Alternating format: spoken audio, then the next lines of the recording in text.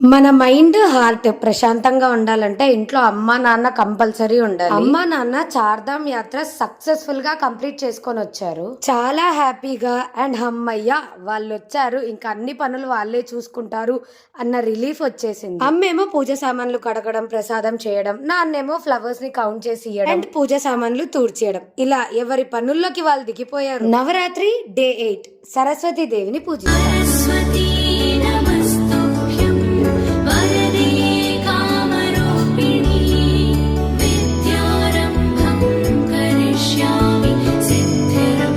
పెద్దమ్మ వాళ్ళ పూజ కాబట్టి కాళికాంబ టెంపుల్లో భోంచేశాం.